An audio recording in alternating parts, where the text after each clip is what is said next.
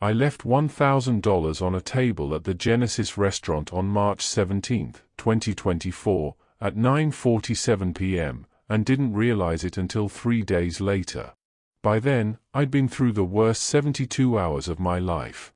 My son Gabriel was dying in the ICU at Northwestern Memorial Hospital. I'd gotten the call while paying my check. The doctor said, "Mr. Kingsley, you need to come now. Gabriel's not responding to treatment. His organs are failing. You need to say goodbye." I threw down what I thought was my credit card, ran out, and drove 90 miles per hour to the hospital. I didn't know I'd left 10 $100 bills on that table. I didn't know the security cameras were broken. I didn't know the manager was drunk in his office. I didn't know the waitress, a single mother named Deborah Lawson, had 30 seconds to make a choice that would change both our lives. And I didn't know that 3 days later, she'd show up at my office with an envelope and a story that would break me, heal me, and teach me what real wealth means. My name is David Kingsley. I'm 52 years old. I'm worth $8.2 billion. I built an empire, lost everything that mattered, and learned from a poor waitress that the truest measure of character is what you do when no one is watching. This is that story. Sunday evening, 8:30 p.m. I was having dinner alone at the Genesis restaurant. High-end steakhouse. Downtown Chicago. The kind of place where a ribeye costs $120 and the wine list has bottles worth more than most people's cars. I sat in the corner booth. My usual spot. The owner knew me. The staff knew me. I'd been coming here for 15 years. Celebrating deals. Entertaining clients. Dining alone when I needed to think. Tonight, I was alone. My son Gabriel was in the hospital.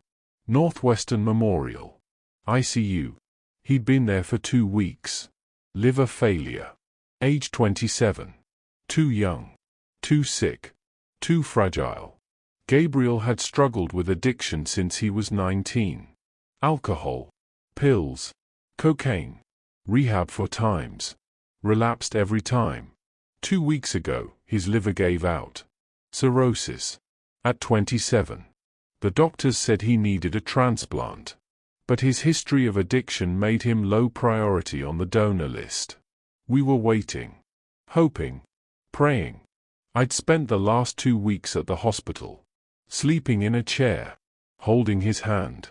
Watching machines breathe for him. But tonight, I needed a break. Just an hour. To eat something that wasn't hospital cafeteria food. To breathe air that didn't smell like antiseptic.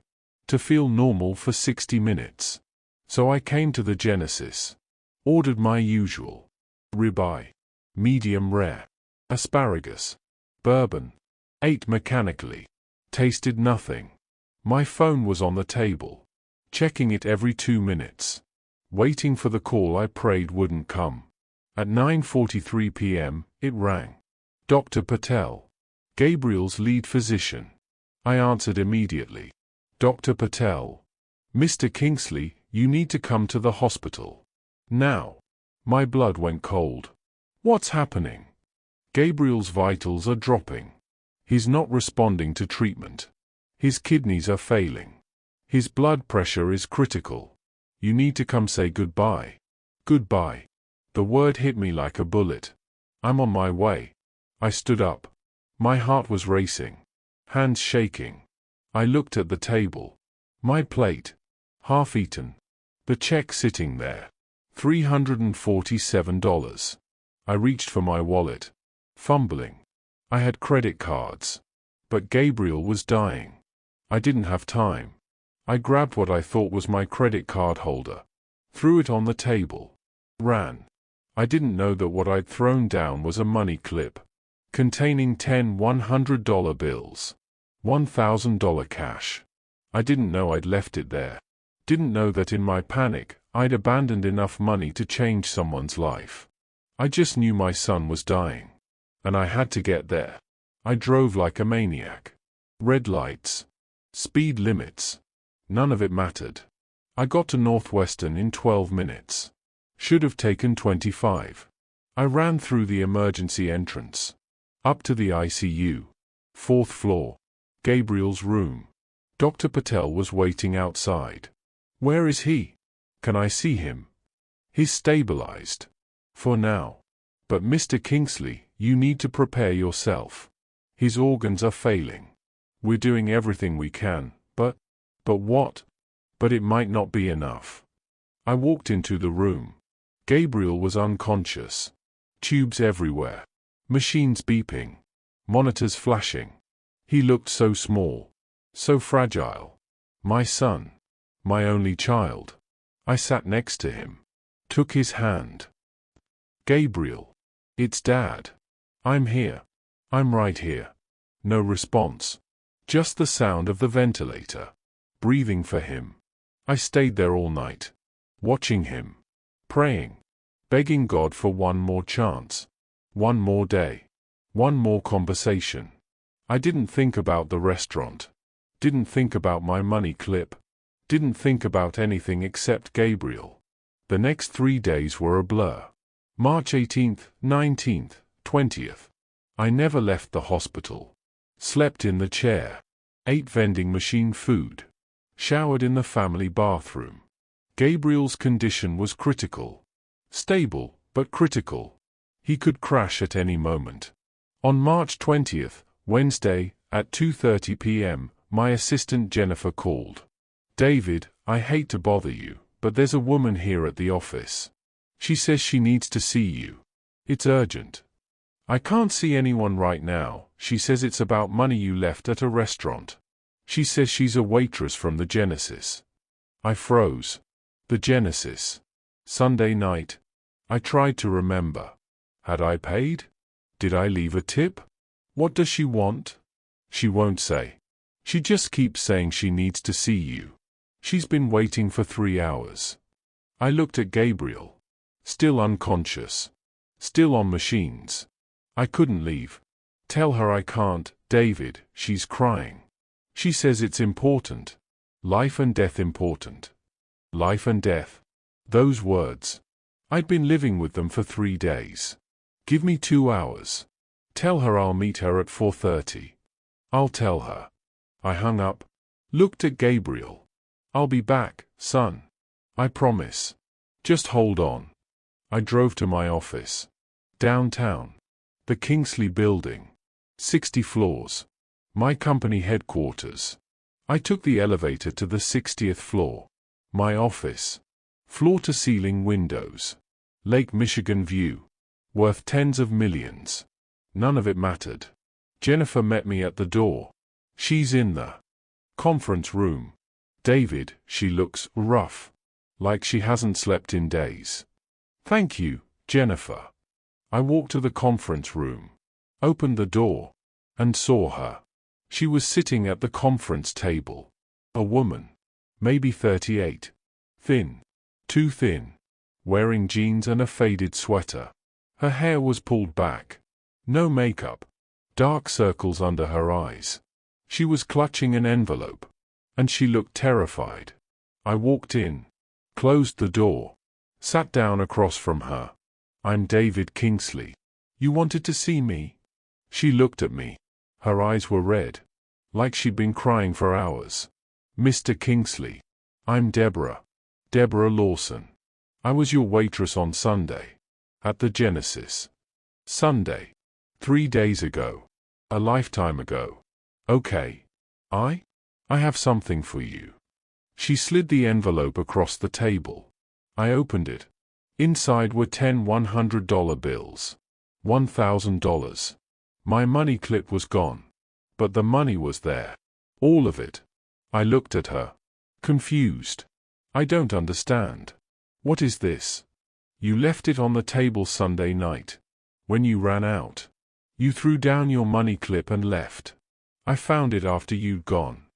I stared at the money. Tried to remember. I thought I left my credit card, you left cash. $1,000. And you were gone before I could catch you. Why didn't you just keep it? Or give it to your manager? She looked down. Tears started falling. I wanted to. God, I wanted to. But I couldn't. Why not? She took a shaky breath. Because keeping it would have made me someone I'm not. And I need to be able to look my daughter in the eye. I leaned back. This woman, this waitress, had just returned $1,000 that could have been hers. That no one would have known about. Tell me what happened. Sunday night, after I left. Tell me everything. She nodded, wiped her eyes, and told me a story that broke my heart. Sunday, March 17th, 9:47 p.m. You ran out of the restaurant. I'd just brought you the check. You threw something on the table and left. Didn't even look back.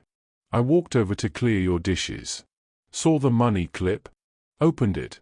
10 $100 bills. $1,000. I looked around. You were gone. The restaurant was almost empty. 2 other tables. My manager Rick was in his office. Drunk. Again. The security cameras had been broken for a week. Corporate kept saying they'd fix them but never did. Nobody saw. Nobody knew. Just me. And $1,000 cash. I stood there, holding it, thinking about my daughter Mia. She's 8. Thinking about the bills I couldn't pay. Thinking about the eviction notice I'd gotten that morning. Thinking about her diabetes medication I couldn't afford. Thinking about how we'd been eating ramen and eggs for 2 weeks because I couldn't buy anything else. I thought about keeping it. God, I thought about it. 30 seconds. That's how long I stood there. 30 seconds deciding between right and wrong. Between desperate and honest. Between saving my family and destroying my character. And in those 30 seconds, I saw my daughter's face. Not her face now. Her face 10 years from now. When she asks me, Mom, did you ever do something wrong for the right reasons? And I knew. I knew that if I kept that money, I wouldn't be able to answer her honestly. That every time I looked at her, I'd remember this moment. This choice. So I ran outside. You were gone. I asked the valet if he'd seen you. He said you'd sped off in a black Mercedes. Didn't know where you went. I went back inside. Asked Rick what to do. He was passed out at his desk. Empty bottle next to him. I tried calling the credit card you'd used to start your tab. But you'd paid that when you ordered. No way to trace you. I asked other staff if they knew you. Someone said you were David Kingsley, the billionaire. I Googled you. Found your company. But it was Sunday night. Your office was closed. Monday morning, I called. Your assistant said you were unavailable. Family emergency. I explained about the money. She said she'd pass along the message. But I heard nothing. Tuesday, I called again. Same answer. Family emergency. No availability. I started to panic. What if you thought I stole it? What if you called the police? What if I lost my job? Wednesday morning, I called again.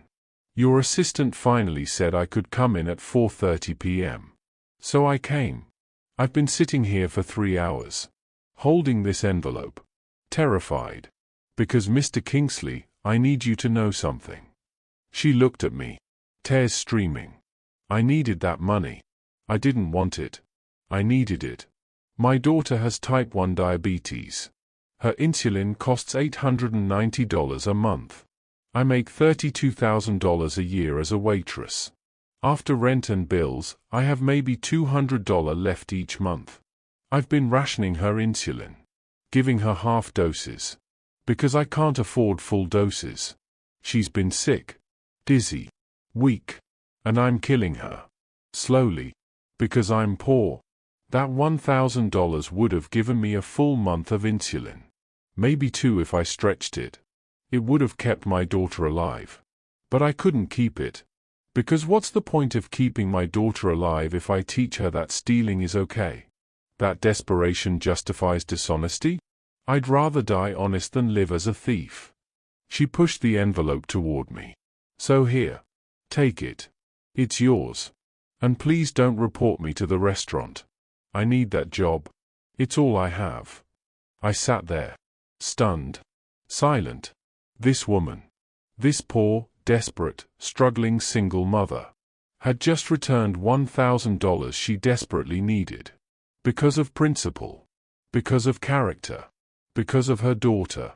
I looked at the money. Then at her. Deborah, how old is your daughter? 8. What's her name? Mia. Tell me about her. Deborah's face softened. Despite the tears. Despite the exhaustion. She smiled. She's the best thing in my life. She loves reading. Science. She wants to be a doctor. She's so smart. So kind. Every night, she asks me if we can help homeless people. Give them food.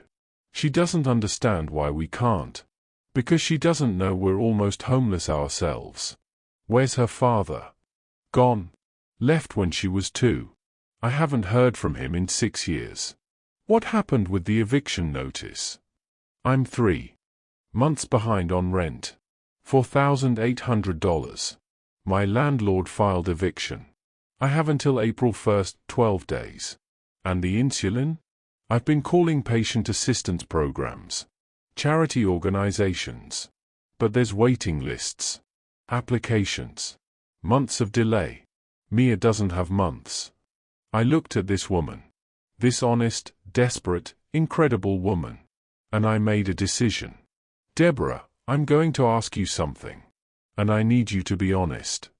Okay. If you could have any amount of money right now. No strings. No judgment. How much would you need to solve your immediate problems? She looked at me. Confused. I don't understand, just answer. How much? She thought. 10,000. For 3 months' rent, insulin, food, bills. 10,000 would give me time to figure things out. I stood up. Walked to my desk. Pulled out my checkbook. Wrote a check. Walked back. Handed it to her. She looked at it. Her eyes went wide. Mr. Kingsley, this is $50,000. Yes. I can't accept this. Yes, you can. And you will. But why? I just returned your money. I didn't do anything special. I sat down. Looked at her. Deborah, 3 days ago, I got a call that my son was dying. I ran out of that restaurant thinking I might never see him again. I forgot about money. Credit cards. Everything. All I cared about was getting to him. You found my money. $1,000. No witnesses. Broken cameras. Drunk manager. You could have kept it. No one would have known. But you didn't. You spent 3 days trying to return it. Even though you're desperate. Even though your daughter needs insulin. Even though you're facing eviction. You chose honesty. You chose character. You chose to do the right thing when it would have been so easy to do the wrong thing. Do you know how rare that is? She was crying again. I just did what anyone would do. No. You did what almost no one would do. Most people would have kept it. Justified it. Convinced themselves they deserved it. But you didn't.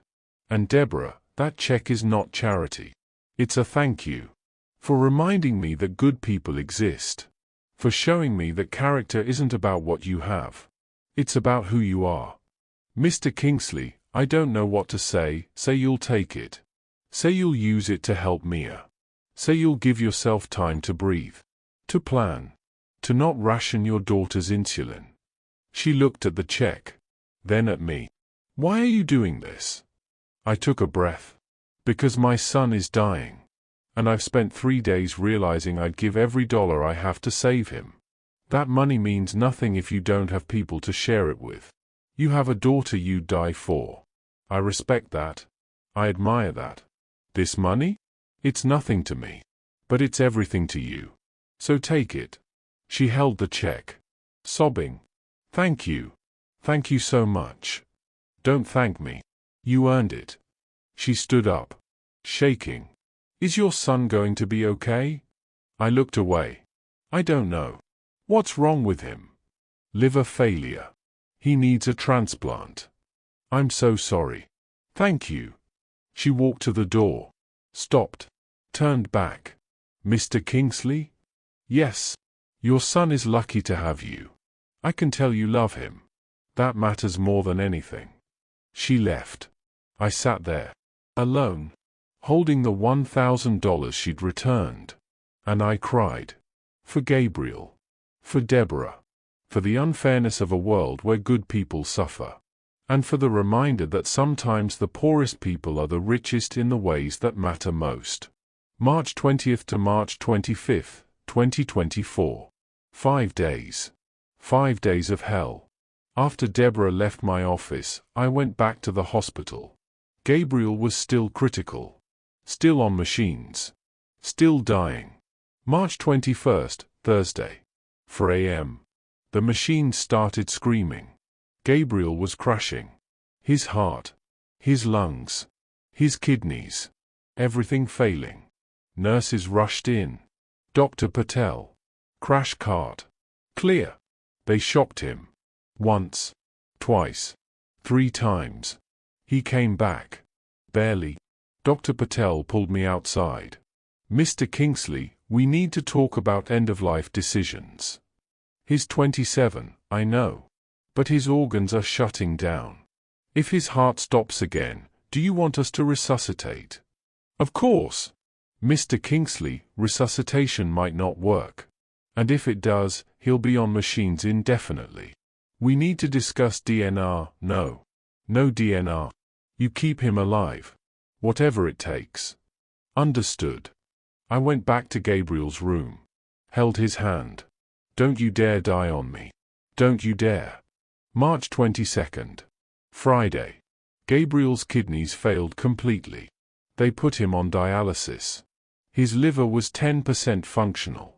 He needed a transplant. Urgently. But the waiting list was months long.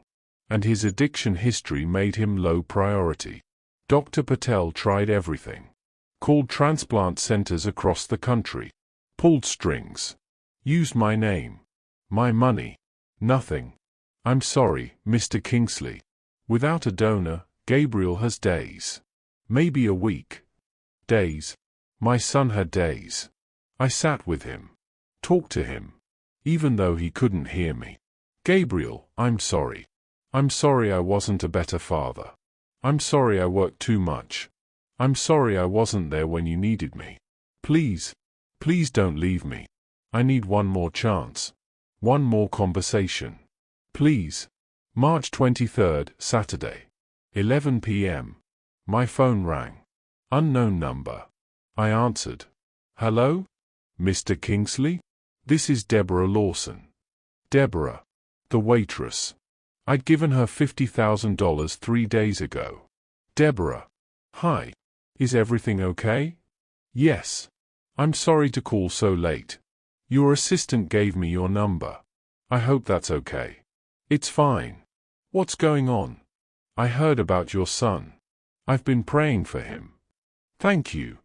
Mr. Kingsley, I know this is probably crazy.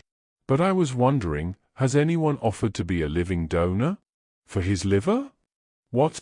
Living liver donation. They can take part of a healthy person's liver and transplant it. Both livers regenerate. I researched it after you told me about Gabriel. I know what living liver donation is. But no one's been a match. I tested. Wrong blood type. What's his blood type? AB positive. Why? Silence. Then, I may be positive. My heart stopped. What? I may be positive. And I'm healthy. And I was thinking, if I'm a match, I'd like to donate. I couldn't breathe. Deborah, you can't be serious. I'm completely serious. You don't even know Gabriel. I know you. You gave me $50,000 when you didn't have to. You saved my daughter's life. Let me try to save your son's. Deborah, this is major surgery.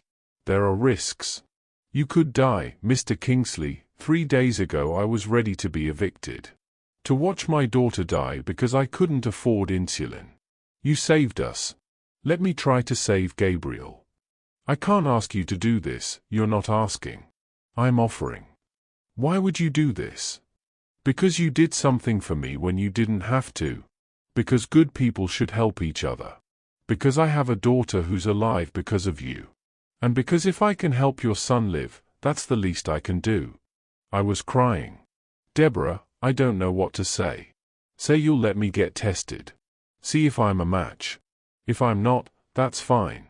But if I am, let me do this. Are you sure? I've never been more sure of anything. Okay. I'll call Dr. Patel. We'll set up testing. Thank you, Mr. Kingsley. No, Deborah. Thank you. March 24th, Sunday. 9 a.m. Deborah came to the hospital. They ran tests. Blood work. Tissue typing. Compatibility screening. We waited. 2 p.m. Dr. Patel came out. Mr. Kingsley, I have news. Is she a match? She's a perfect match. Blood type. Tissue markers. Everything. It's like their family. I couldn't believe it. Can we do the surgery? Yes. But I need to talk to Ms. Lawson. Make sure she understands the risks. Dr. Patel met with Deborah. Explained everything. The surgery. The recovery. The potential complications. The small but real risk of death. Deborah listened. Asked questions. Then signed the consent forms. When can we do it? I asked. Tomorrow.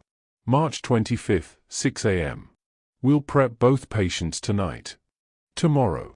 My son might live tomorrow. Because of a waitress I'd met 4 days ago. A woman who'd returned my money when she could have kept it. Who was now giving part of her body to save my son's life. I pulled Deborah aside. Are you absolutely sure about this? Yes. Deborah, you don't owe me anything. This isn't about owing.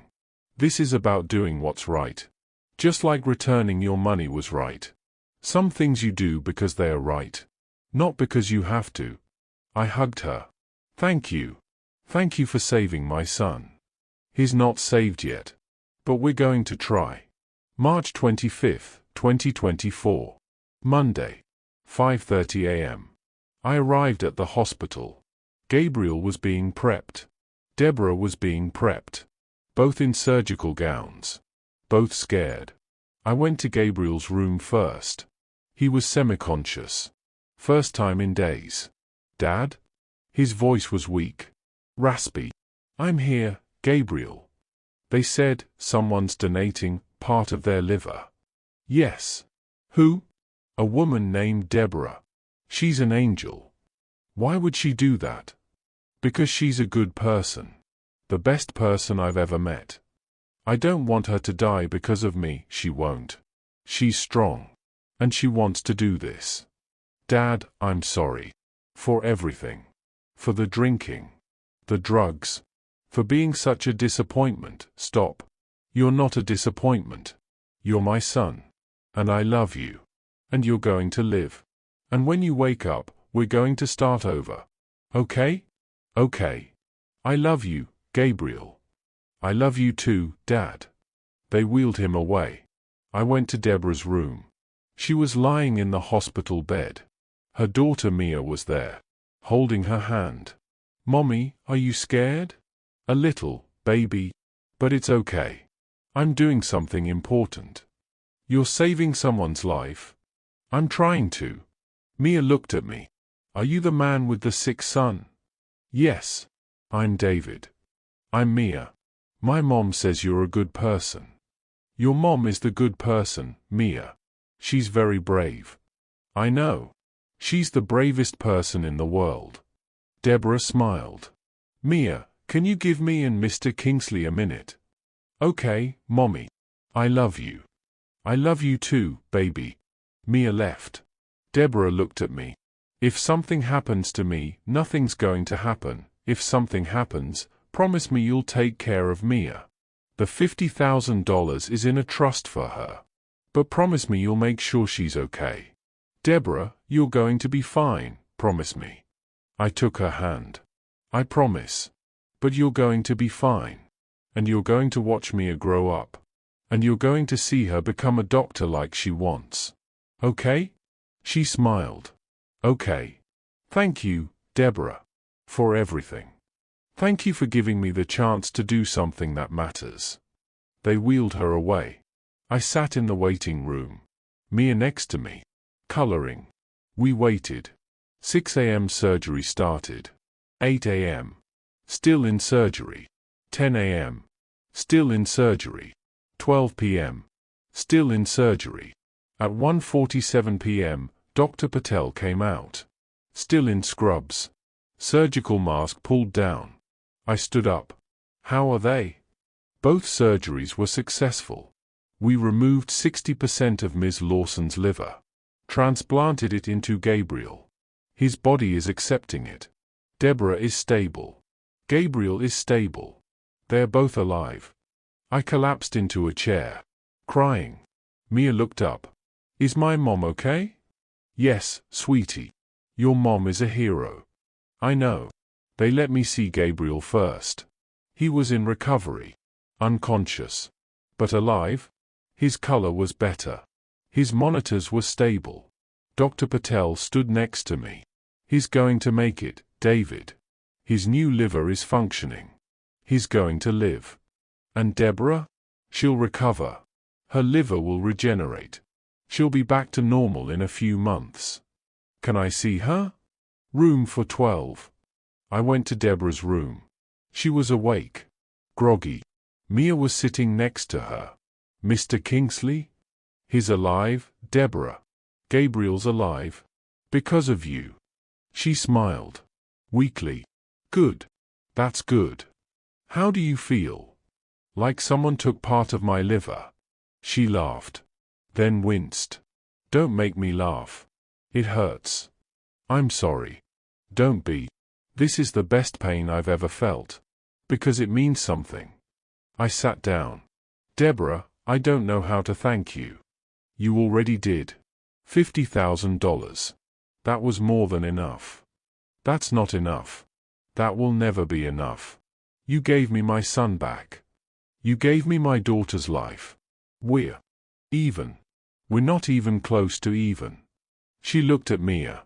Then at me. Then let's call it a gift. From one parent to another. You'd have done the same for me. I hope I would have. I really do. Over the next week, both Deborah and Gabriel recovered. Gabriel woke up on March 27th, fully conscious.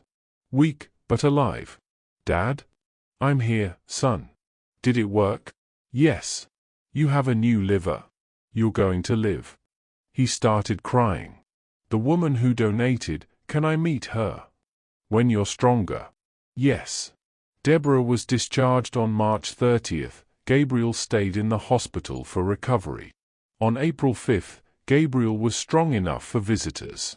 I brought Deborah and Mia to meet him. Gabriel was sitting up in bed. Still weak. But alive. Color returning. Gabriel, this is Deborah. And her daughter Mia. Gabriel looked at Deborah. Started crying. You saved my life. Deborah walked over. Held his hand. You're going to do great things with that life. I can tell. Why did you do it? Because your father helped me when I needed it. And because you deserve a second chance. We all do. I'm going to get sober. Really sober this time. I'm going to make this mean something. I know you will. Mia spoke up. My mom gave you her liver? Yes. That's really cool. You're like liver buddies now. We all laughed. Gabriel smiled. Yeah. Liver buddies. I like that. December 2024. 8 months. 8 months that changed everything. Gabriel recovered. Slowly. But steadily. By May, he was out of the hospital. By June, he was walking. Exercising. Living. He enrolled in rehab again. But this time was different. This time, he wanted it. He stayed sober. 30 days. 60 days. 90 days. By September, 6 months sober. The longest he'd ever been. He and Deborah stayed in touch. She'd visit him. Encourage him. Tell him her story. How she'd struggled. How she'd kept going for Mia. Gabriel said she inspired him. Dad, if Deborah can work as a waitress, raise a daughter alone, face eviction, and still return $1,000 she desperately needed. I can stay sober. I have no excuses. He was right. Meanwhile, I'd made decisions about Deborah and Mia. The $50,000 check was just the beginning. I set up a trust fund for Mia.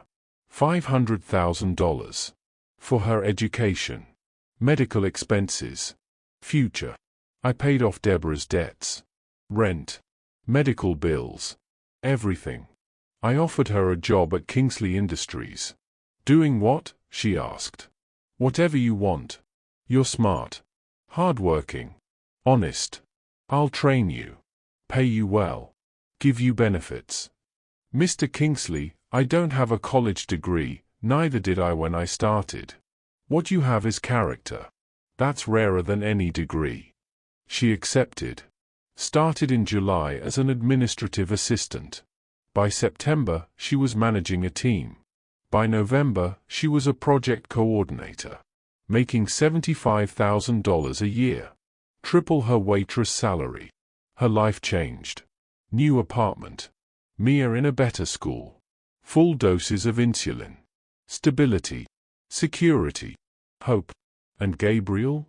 By December, he was 9 months sober. Working at my company. Starting at the bottom. Warehouse. Then logistics. Then sales. Learning the business. Proving himself. On December 17th, 9 months after that night at the Genesis restaurant, I hosted a dinner. At my home. Not a business dinner. A family dinner. Gabriel was there. Healthy. Sober. Alive. Deborah and Mia. My new family. We sat around the table. Ate. Laughed. Shared stories. After dinner, I stood up. I want to say something. 9 months ago, I thought I'd lost everything. My son was dying. I was alone. Desperate.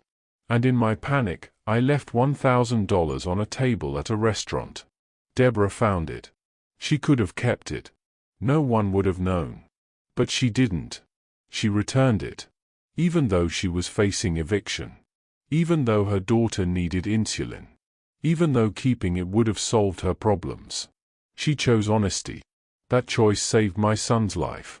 Because if she'd kept the money, she never would have come to my office. Never would have heard about Gabriel. Never would have offered to be a donor. One honest decision. 30 seconds. Changed everything. Gabriel, you're alive because of Deborah's character. Deborah, you and Mia have a better life because you did the right thing. And me? I've learned that wealth isn't money. It's people. Character. Love. So thank you, Deborah. For being the person you are. For showing me what really matters. Deborah stood up. Crying. Mr. Kingsley, David, thank you. For seeing me. For helping me. For giving me a chance. But thank you most for letting me be part of your family. Because Mia and I didn't just gain financial stability. We gained you and Gabriel. And that's worth more than any amount of money. Gabriel spoke. Deborah, I think about that night every day. How you chose honesty over desperation. How you chose character over survival. You didn't just save my life with your liver. You saved it with your example. Every day I want to drink, I think about you. About your 30 seconds.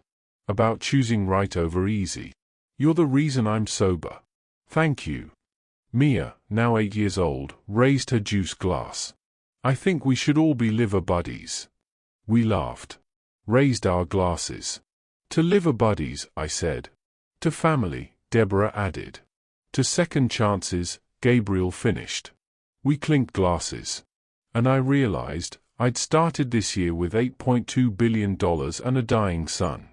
I'd end it with slightly less money and a living son, a new family, and a lesson I'd never forget. The truest measure of character is what you do when no one is watching. And the greatest wealth is the people you choose to share your life with. March 17, 2025. 1 year since that night. I invited Deborah, Mia, and Gabriel to the Genesis restaurant. Where it all started. We sat in the same booth. Corner table. Ordered steaks. Laughed. Talked. Gabriel was still sober. 1 year. Working full-time at Kingsley Industries. Thriving. Deborah had been promoted to Director of Operations, making $125,000 a year. Mia was thriving in school. Healthy. Happy. No more rationed insulin. After dinner, I pulled out an envelope. Handed it to Deborah. "What's this?" "Open it." She opened it. Inside was a check. $1,000. Exactly what she'd returned a year ago.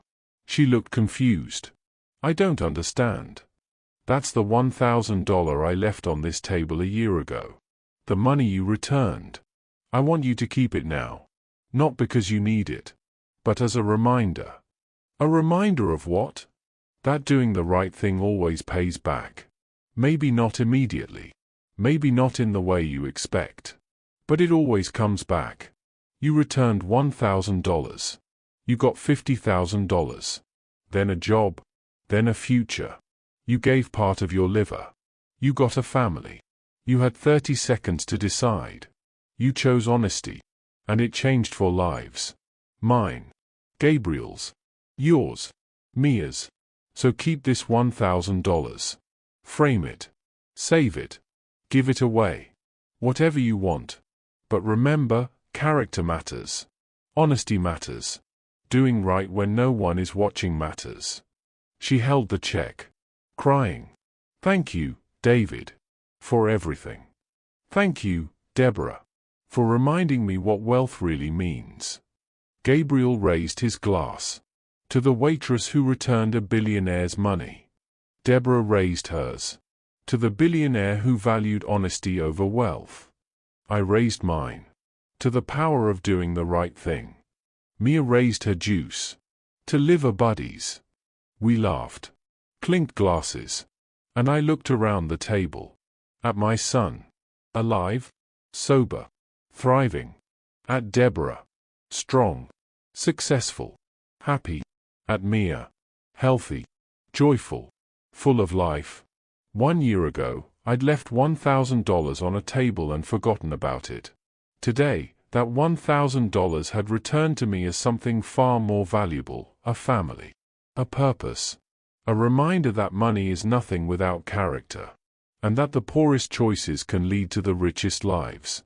Subscribe to this channel if you believe honesty matters even when no one is watching, character is worth more than cash, doing the right thing always pays back, second chances can save lives, family isn't blood, it's who shows up, 30 seconds can change everything. Comment below, where are you watching from? Have you ever returned something valuable you found? Do you believe in this kind of story? What would you do with $1,000 you found? Share this video because someone needs to see that honesty pays, someone is facing a desperate choice right now, someone needs hope that things can change, someone needs to remember that character matters. I left $1,000 on a table. A poor waitress found it. She could have kept it. But she didn't. And that choice saved my son's life. Created a family. And taught me that real wealth isn't what you have. It's who you are. Deborah Lawson had 30 seconds to decide. In those 30 seconds, she chose character over cash. Honesty over desperation. Right over easy. And 4 lives changed forever. That's the power of integrity. That's the reward of doing right. That's what happens when you choose who you are over what you need. Hit subscribe. Leave your comment. Share this story. And remember, the next time you face a choice between right and easy, between honest and desperate, choose character. Because somewhere, somehow, that choice will come back to you. It came back to Deborah as a saved daughter, a new career, and a family. It came back to me as a living son and a lesson in what matters. It came back to Gabriel as a second chance at life. And it came back to Mia as a future full of hope. All because of 30 seconds. All because of $1,000. All because one woman chose to do the right thing when no one was watching. That's the story. That's the lesson. That's the truth. Character matters. Honesty pays. And doing the right thing always comes back to you. Always. Thank you for watching. Thank you for believing. And thank you for being the kind of person who would have done what Deborah did. The world needs more of you. Let's be them. Together.